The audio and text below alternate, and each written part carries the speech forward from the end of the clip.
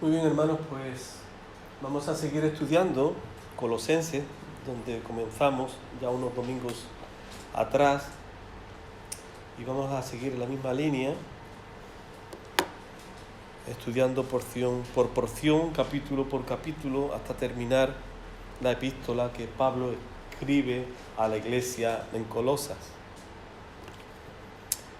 Y vamos, en el día de hoy, como está en la pantalla, vamos a leer del versículo 12 al versículo 14 del capítulo 1.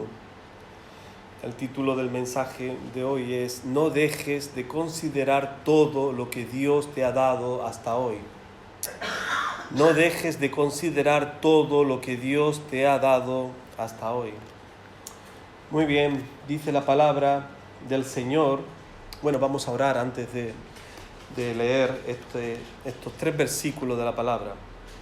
Padre, una vez más, buscamos tu presencia, Señor. Buscamos, Señor, tu rostro, con el deseo, Señor, de que tú nos bendigas, Señor, en este tiempo también de adoración, en este tiempo en el que deseamos estar concentrados, Señor, sin ningún pensamiento que nos distraiga y que perturbe, Señor, de oír tu palabra.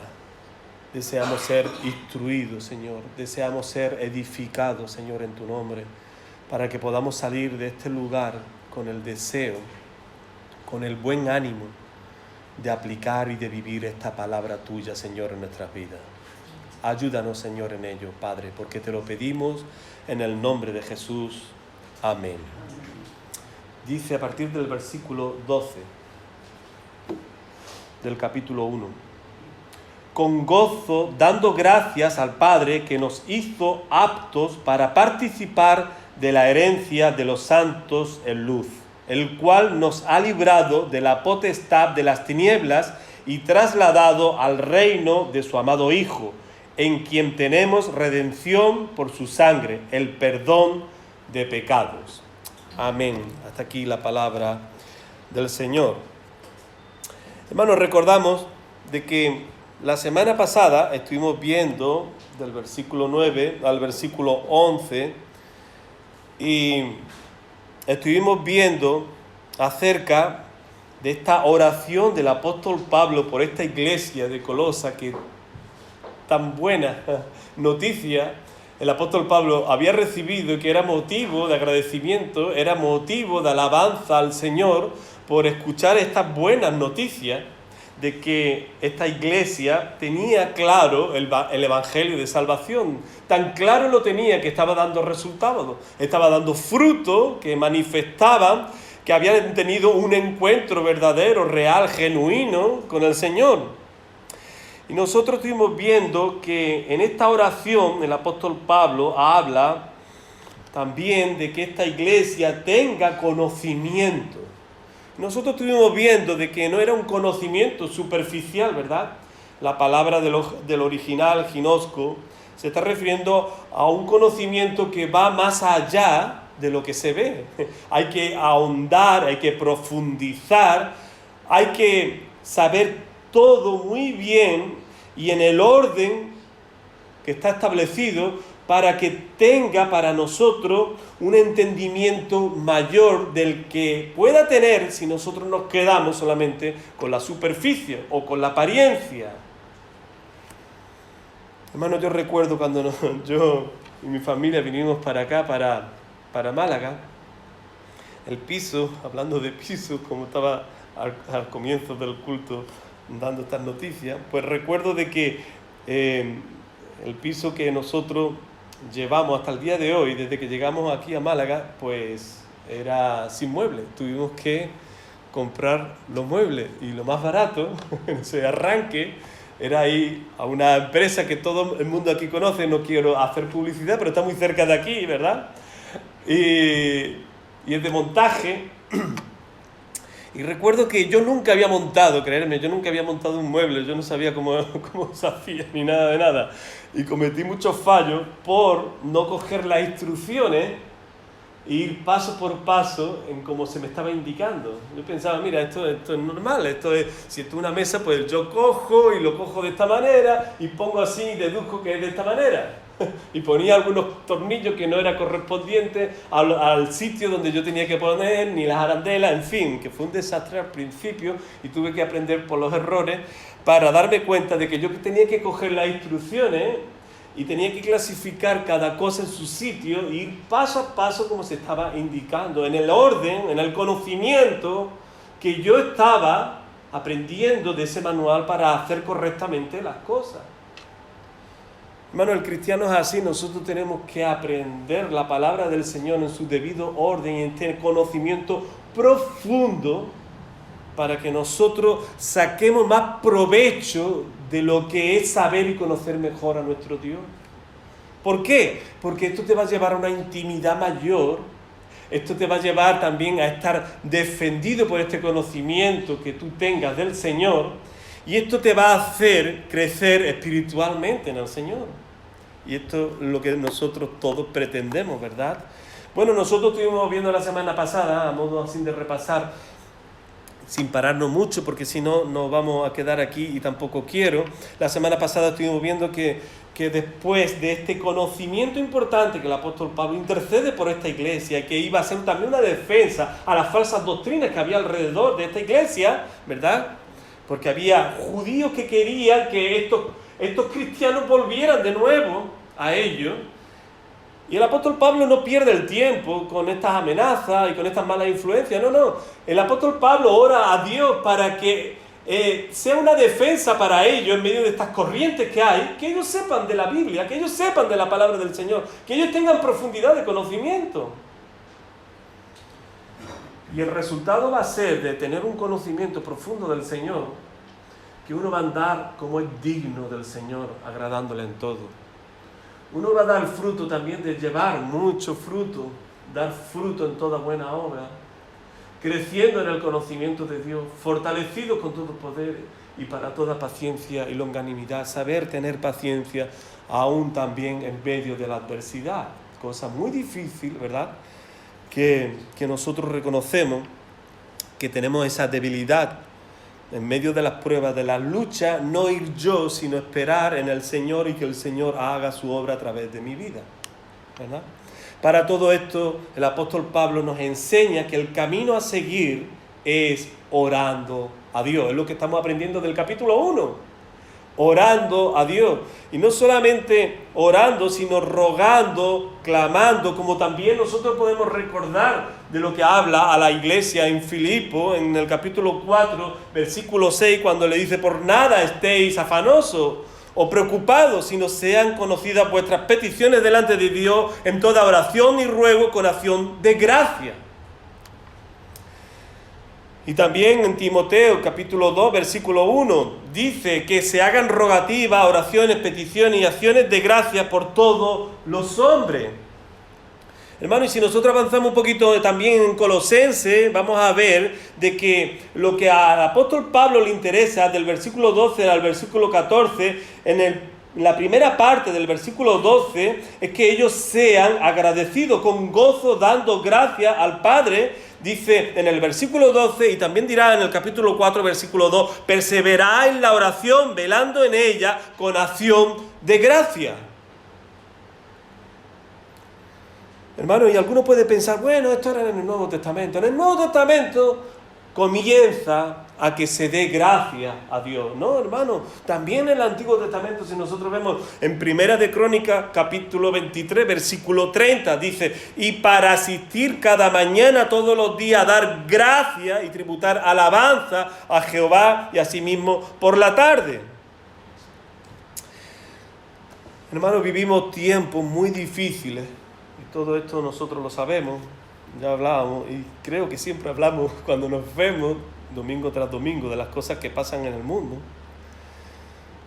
Y lamentablemente yo creo que esto viene a afectar a la iglesia del Señor, y tenemos que mirar bien lo que recibimos del Señor para que no perdamos de vista ser siempre agradecidos a Dios. Ser siempre agradecidos a Dios, y aun cuando las cosas están peor y más difícil, nosotros tener claro de que no debo dejar de dar gracias al Señor siempre. Lamentablemente, como decía, a veces Nosotros damos gracias, pero se ha convertido en una palabra religiosa también en el mundo cristiano. Se dice, pero no se siente. Se ha quedado en una apariencia de lo que no siente el corazón. Se dice, pero el corazón no está sintiendo esa gratitud como debiéramos de sentirlo. Y parece que el espíritu que reina en muchos cristianos, y debemos de aprender de ello para nosotros no caer también en ese error, es que, como dice en Proverbios capítulo 30, versículo 15, parece que el espíritu que existe hoy día en los cristianos es dame, 3 cosas hay que nunca se sacian, aún la cuarta nunca dice basta. Queremos mucho, pero somos muy poco agradecidos con todo lo que Dios nos da. Estaba recordando una historia que se dice que en el lago de Michigan, una noche de gran tormenta, un barco chocó con un barco de pasajeros y más o menos a 2 kilómetros del pueblo de Winnetka, en Illinois. Y de los 393 pasajeros, 279 se ahogaron.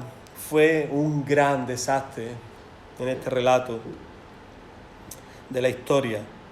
Dice que un hombre llamado Edward Spencer, estando en la orilla y viendo todo ese desastre, él cogió, se tiró al agua y salió nadando, cogía a uno y se lo iba arrastrando poco a poco hasta llegar a la orilla, así hasta que llegó a 17 personas que pudo salvar.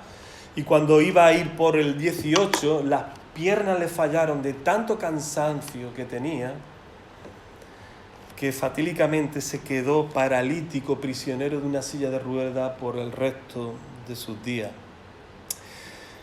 Dice la historia de que le hicieron a la familia un homenaje y le preguntaron en medio de ese homenaje, ¿qué cosa te impactó o saca de ese acontecimiento tan heroico que te engrandece de ese día?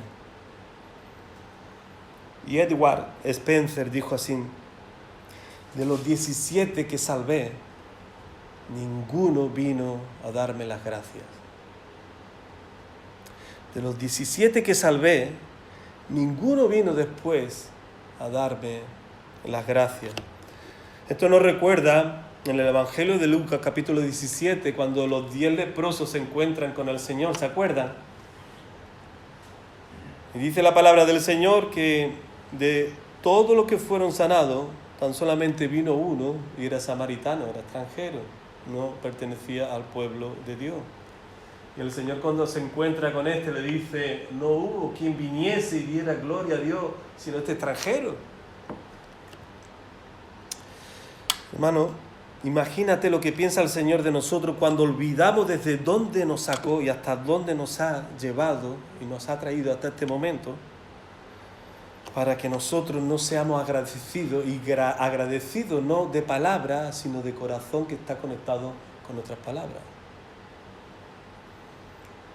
Porque a fin de cuentas nosotros tenemos que recordar que lo que hizo el Señor fue acercarme al Padre. El velo se rasgó para que tuviéramos libre acceso a tener esta intimidad con el Padre que no teníamos antes por causa de nuestros pecados. Lo digo en palabras de Pablo también, aquí en el capítulo 2, versículo 13, cuando dice: pero ahora en Cristo Jesús, vosotros que en otro tiempo estabais lejos, habéis sido hechos cercanos por la sangre de Cristo. Hermanos, siendo débiles y pecadores y no merecedores de la salvación, Cristo se dio por nosotros en la cruz. Hermano, y lo que la cruz significaba era el lugar donde morían las personas peores en esta sociedad, en este tiempo en el que el Señor murió. Hermano, ¿y saben lo que se ha tornado la cruz? Se ha tornado para nosotros el lugar de salvación, de triunfo, de gloria, que nosotros estamos siendo trabajados gracias al sacrificio de Cristo, para que un día nosotros estemos en la presencia de Dios y seamos semejantes en gloria con el Señor. Hermano, como hemos cantado antes, y yo hice hincapié de cantar este himno en el Monte Calvario, dice en el estribillo, que se repite una y otra vez: Oh, yo siempre amaré esa cruz.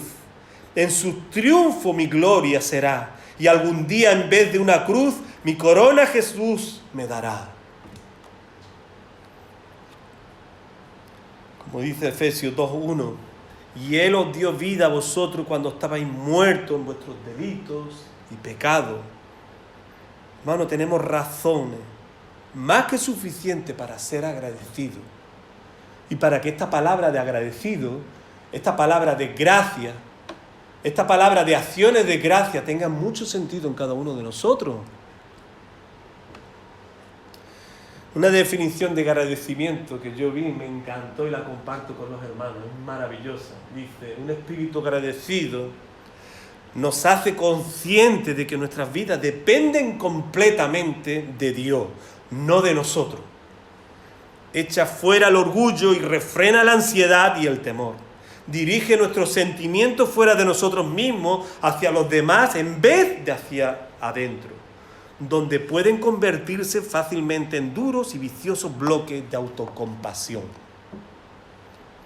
Estupenda, vamos, la segunda parte de esta cita. Echa fuera el orgullo y refrena la ansiedad y el temor. Dirige nuestros sentimientos fuera de nosotros mismos hacia los demás en vez de hacia dentro, donde pueden convertirse fácilmente en duros y viciosos bloques de autocompasión. Hermano, en el día de hoy, en base a este texto de la palabra del Señor que hemos leído, vamos a ver 3 palabritas que el apóstol Pablo aquí habla. Una es herencia, la segunda palabra es liberación y traslado.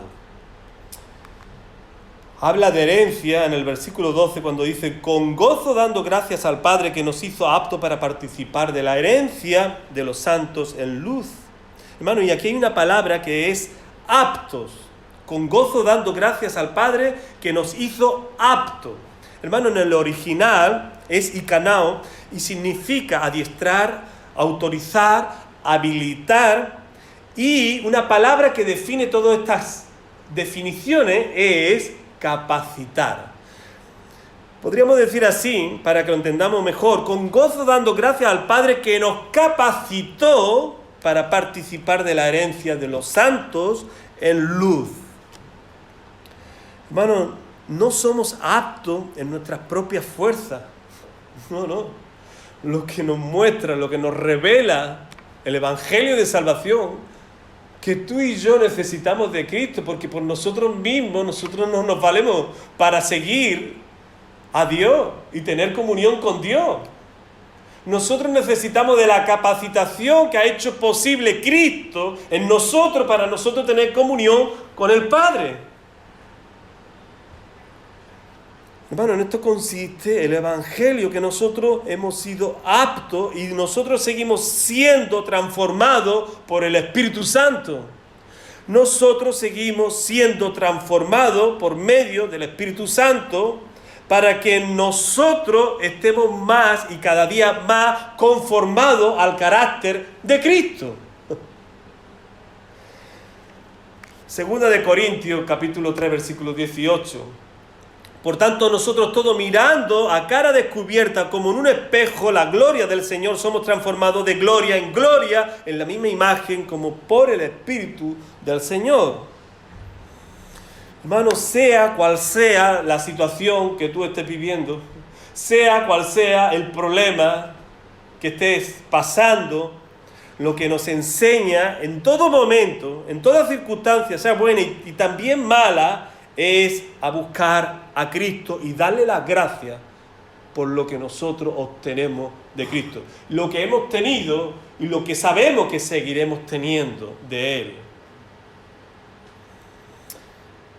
Estaba viendo la biografía de Helen Keller, no sé cuántos de aquí conocen, pero esta mujer nació y a los 19 meses de nacer tuvo una congestión cerebral que la dejó ciega siendo bebé. La dejó sorda y muda para expresarse. Una maestra que no tenía ni idea de esta situación, pero quiso trabajar con ella para que ella pudiera, Helen pudiera entender y saber un vocabulario que ella pudiera, por lo menos, darle nombre a los objetos. Dice la historia que Hannah, la maestra, le ponía un objeto encima de la mano, por ejemplo una manzana, y en la otra mano la cogía y le escribía así con el dedo las palabras que significaba lo que estaba sintiendo y palpando con la otra mano. Y así fue trabajando con ella en este alfabeto. Y no solamente eso, sino que también su fe, porque procedía Helen de una familia cristiana, ella fue conociendo también más y más, de una manera más íntima, la presencia del Señor. Y a mí me impactó cuando dice ella estas palabras, que dice así con gratitud: cada día de mi vida doy gracias a Dios por 3 cosas. Gracias porque me ha concedido conocer sus obras. Muchas gracias porque en mi oscuridad encendió la lámpara de la fe. Muchísimas gracias porque tengo otra vida por delante. Una gozosa vida con luz y flores y una canción celestial. Helen afirmaba que se le había dado tanto que no tenía tiempo para pensar acerca de lo que no tenía. Lo vuelvo a repetir. Helen afirmaba que se le había dado tanto que procedía de Dios que no tenía tiempo para pensar acerca de lo que se le había negado o lo que no tenía. Hermano, ¿por qué no somos felices? ¿Será porque estamos más pendientes en lo que no tenemos que en lo que tenemos? ¿Por qué no somos tan agradecidos como deberíamos de ser? ¿Será de que estamos más pendientes y añorando lo que nos gustaría tener y no tenemos? ¿No debiera de ser que nos alegráramos y nos gozáramos en el Señor por tantas cosas que el Señor nos ha dado, para que esto diera un sentido de gratitud mayor del que no tenemos al día de hoy? Alguien dijo, y no lo tengo aquí puesto, pero lo digo: la vida eterna es mucho más que una existencia sin límite en el tiempo. Es una cualidad de vida que radica en la vida de Cristo mismo desde el momento que eres consciente que Él forma parte de tu vida. La vida eterna, lo repito, es mucho más que una existencia sin límite en el tiempo. Es una cualidad de vida que radica en la vida de Cristo mismo desde el momento que eres consciente que Él forma parte de tu vida. Y tú tienes que recordar, hermano, que Cristo está contigo, que Cristo es el que da un nuevo sentido a tu modo y manera del que tenías antes de conocerlo. Gálatas 2:20, y nosotros conocemos mucho este versículo, ¿verdad? Con Cristo estoy juntamente crucificado y ya no vivo yo, mas vive Cristo en mí. Y lo que ahora vivo en la carne, lo vivo en la fe del Hijo de Dios, el cual me amó y se entregó a sí mismo por mí.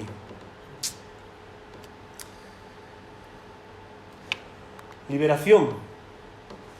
Segunda palabra que habla aquí el apóstol Pablo. Hermano, el original es rumain en griego y significa rescatar. Dios nos ha rescatado. Es lo que está aquí diciendo el apóstol Pablo en el capítulo 1, en el versículo 13, cuando dice: el cual nos ha librado.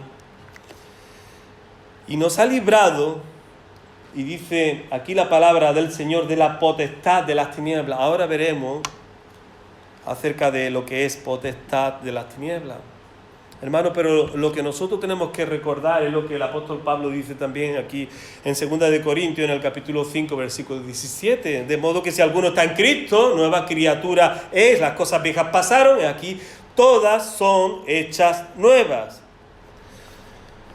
Hermano, aquí nos habla del reino de las tinieblas. Dios nos ha librado de la potestad de las tinieblas. Hermano, una pregunta: ¿qué pensamos que es el reino de las tinieblas? Nosotros podríamos cerrar los ojos ahora un momento, imaginarnos ¿qué se me viene a la cabeza pensando en el reino, en la potestad de las tinieblas?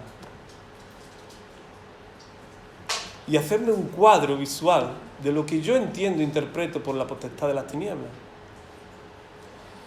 Bueno, sin saber lo que está pasando por tu mente ahora, a lo mejor lo que está pasando es ver demonios, ver fuego, ver mucho rojo y cosas de estas. Pero ¿sabe lo que yo pienso cuando pienso en el reino de las tinieblas? Yo pienso en esto. Yo pienso en esto también. Cirugía estética, un buen paisaje ahí. Yo veo también esto. Y yo veo también esto. Y podríamos poner Netflix, podríamos poner muchas cosas que están dominando nuestras vidas para que nosotros no tengamos la conexión y nosotros estemos un poco despegados de las cosas de Dios. Y por ello no estoy diciendo que esto sea malo, ¿vale?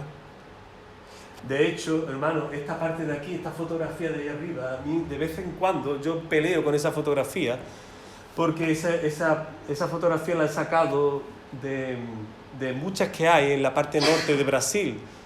Y cuando yo me casé con mi esposa, mi suegro me dijo así, mira, ¿queréis un banquete o queréis que ese dinero sea para viajar como de luna de miel? Yo dije, claro, yo quiero viajar, yo quiero conocer.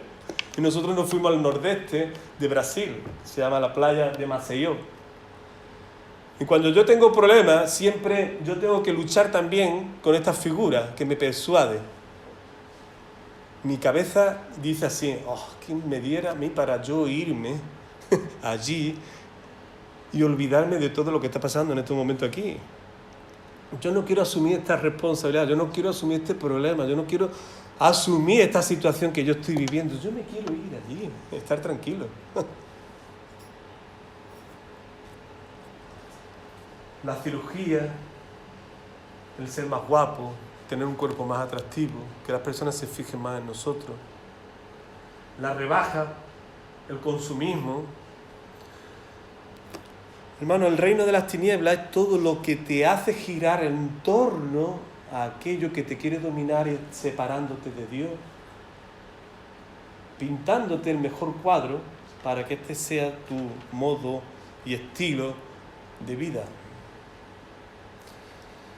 Y por ello no estoy diciendo de que yo no crea en los demonios. Claro que sí, la palabra del Señor nos habla de posesión, habla de muchas cosas, de batalla espiritual. A veces más adelante me gustaría tratar el tema de batalla espiritual.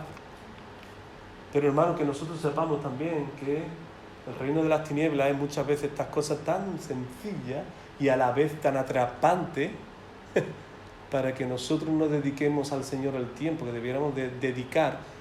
Y esto sería el resultado de ser nosotros más agradecidos de lo que no somos.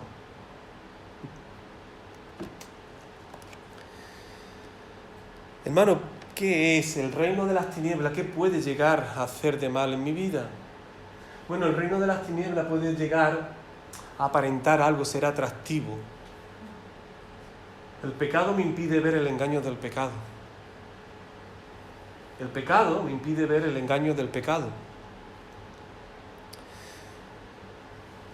O dicho en palabras, en proverbio, cuando dice, hay caminos que al hombre le parecen derechos, pero su fin es caminos de muerte. ¿Cuántas veces nosotros hemos escuchado, verdad? Personas que nos dicen, no, esto va a salir bien, esto como de ser de Dios, ¿verdad? Y tan solamente está usando Dios para una cosa que Él quiere hacer, pero solamente se queda en palabras porque realmente no ha orado, no ha buscado del Señor, no ha buscado su voluntad. Y después, ¿qué pasa? Su fin es camino de muerte, tiene consecuencias, tiene resultados nefastos para la persona. Hermano, el pecado me impide ver el engaño del pecado. Otro ejemplo, bíblicamente, ¿se acuerdan del pueblo de Israel? Que cada vez que las cosas no les salían a gusto de ellos querían volver a a Egipto.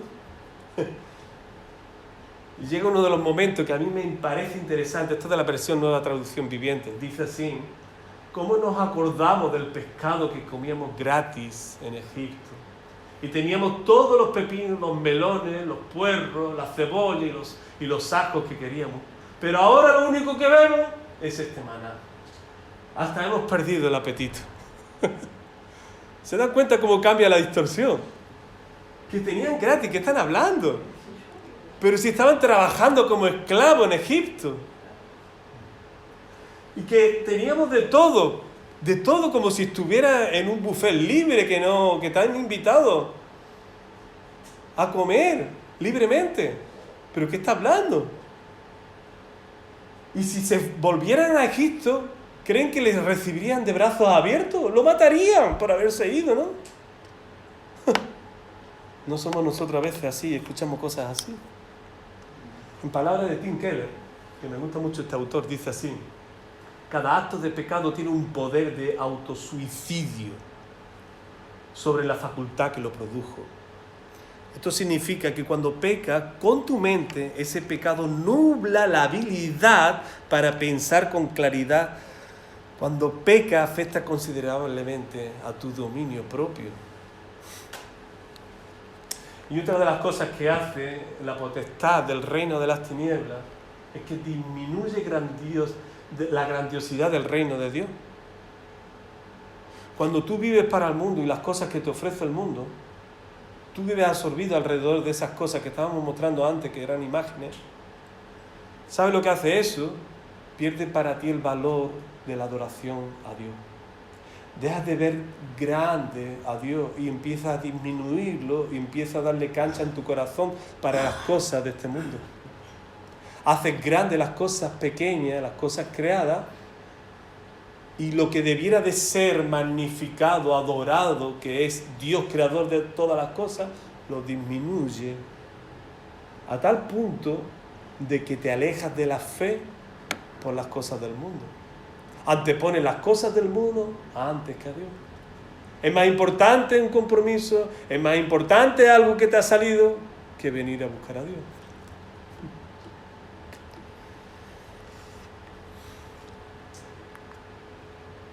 Una definición de pecado dice: pecado es todo aquello que debilita tu razón, destruye la compasión de tu conciencia, destruye tu sentido de Dios o te roba el gusto por las cosas espirituales. Eso es pecado para ti, a pesar de lo inocente que pueda resultar en sí mismo. ¿Qué reino de las tinieblas? Reino de la potestad de las tinieblas. El reino de las tinieblas es el reino del sentirte extremadamente bien cuando ganas dinero. De percibir el éxito personal como tu aspiración máxima de vida. De buscar desesperadamente la aprobación de otros, de gestionar tu tiempo de la forma más cómoda, de ensalzar la independencia, las no ataduras, la lejanía emocional de los que te rodean, de vivir una vida virtual, no real, en las redes sociales. ¡Wow! ¿Cuántas cosas podríamos nosotros hablar de esa cita? Pero realmente el pecado te lleva a separarte de Dios y a sentirte bien contigo mismo. ¿Qué hace Satanás? Intentar por todos los medios que tú pienses que tú y tú mismo eres suficiente, que no necesitas de nadie más, que no dependas de nadie, sino solamente de ti mismo. Hermanos, ya por último y aquí acabo, traslado.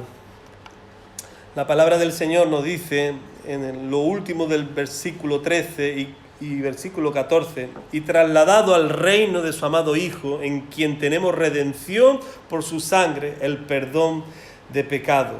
Hermano, cuando habla de trasladar, nos habla en el original de remover, de cambiar. Una gran responsabilidad, dice un comentario, se deriva de nuestra pertenencia al reino de Cristo.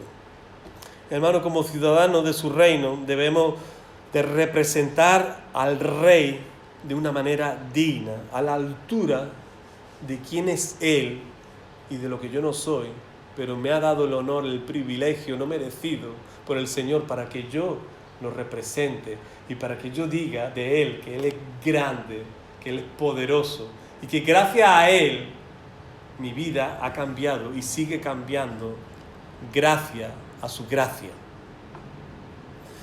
Así que, ¿qué es lo que tiene que hacer el creyente? ¿Qué es lo que esperaba el apóstol Pablo en medio de esta oración, de esta súplica a Dios? Bueno, en palabras del profeta Isaías, lo que espera de esta iglesia, en medio de los ataques que recibía, de las falsas enseñanzas que rodeaban la iglesia de Colosas, es que estos se levantasen, resplandecieran, porque como dice aquí, del versículo 1 al versículo 3 del profeta Isaías, porque ha llegado tu luz y la gloria del Señor ha amanecido sobre ti. Porque aquí tinieblas cubrirán la tierra y densa oscuridad a los pueblos, pero sobre ti amanecerá el Señor y sobre ti aparecerá su gloria. Y acudirán las naciones a tu luz y los reyes al resplandor de tu amanecer. Hermanos, hay que levantarse. Y hay que levantarse en el nombre del Señor para seguir resplandeciendo en este mundo de tinieblas que tanto necesita escuchar el Evangelio de salvación. No dejemos de hablar, no dejemos de predicar, no dejemos de interceder, de suplicar como nosotros aprendemos del apóstol Pablo. Hermanos, recordemos quién éramos y quién somos al día de hoy para que nosotros estemos compartiendo la palabra del Señor. Hermanos, primera de Pedro, capítulo 2, versículo 9, nos dice la palabra del Señor: mas vosotros sois linaje escogido, real sacerdocio, nación santa, pueblo adquirido por Dios, para que anunciéis las virtudes de aquel que os llamó de las tinieblas a su luz admirable. ¿Qué tenemos que hacer? Levantarnos y compartir el Evangelio y hablar del Señor y no dejar de hablar de Él. Es que no puedo hablar otras cosas. Claro que sí. Debemos de hablar otras cosas, tenemos que interactuar con este mundo, pero que no se te olvide de buscar del Señor que te dé las palabras suyas para que el pecador escuche las palabras del Señor en tu boca. Amén, hermanos. Vamos a orar. Invito a los hermanos que se pongan en pie para despedir el culto al Señor. Señor, muchas gracias te damos por ser recordados, Señor, de nuestro compromiso, Señor, de estar rindiéndote en todo momento en nuestras vidas, Señor, y rindiéndotela, Señor, a ti en toda gratitud, con acciones de gracia, como dice tu palabra, Señor. Y con el deseo, Señor, de que tú nos tomes en tus preciosas manos, Señor. Tú sigas dando forma en cada uno de nosotros, Señor. Y nosotros seamos instrumentos que tú nos hagas sonar, Señor. De tal manera que el pecador escuche, Señor, y escuche este Evangelio que hasta el día de hoy, Señor, quizá no ha escuchado y necesita escuchar por nosotros, Señor. Porque tú nos has escogido para también llevar tu palabra, Señor. Y, Señor, deseamos que tú nos uses para la gloria de tu nombre, Señor.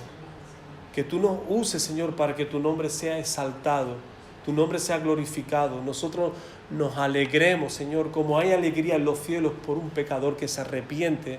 Nosotros nos alegremos también por ver personas, Señor, queriendo, Señor, de tu presencia, queriendo conocer de tu palabra, queriendo, Señor, estar con nosotros para adorar tu nombre, Señor. Tú conoces, Señor, a las personas que están perdidas y que son tuyos, Señor. Acércanos, Señor, a estas personas para que le podamos hablar de ti, Señor.